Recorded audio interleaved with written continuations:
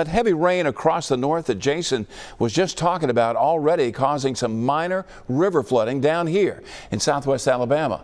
Our Morella Porter joining us right now from the studio with more on that. And people you talked to today in Baldwin County, Morella, keeping a close watch on the rising rivers. Yeah, exactly, Byron. People living along the Tensas and Stockton have already noticed a big difference in just a day.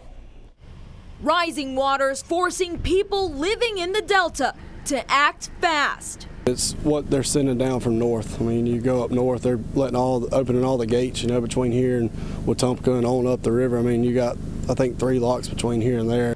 While they're keeping a close eye on the water, they can only guess what the river will do. I've seen it jump as far as 1.5 feet in one day on the river before.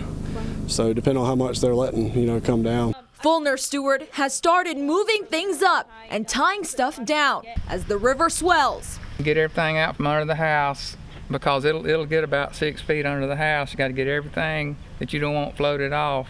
These nails are his gauge for how high the water has come up before. People living here have already noticed the Delta come up about 1 foot from yesterday. They tell me a pier that sits in between those 2 trees is already completely underwater. Neighbors say the river just went down last week after coming up about waist deep. You can see the water line from the last river rise. Stewart believes this time next week they'll be 6 feet under.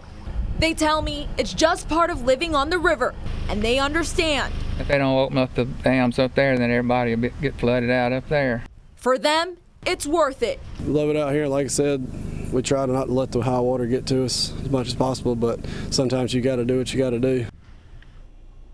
And depending on how bad it gets, they say it could take weeks for the water to come back down to normal. In the studio, Morella Porter, Fox 10 News.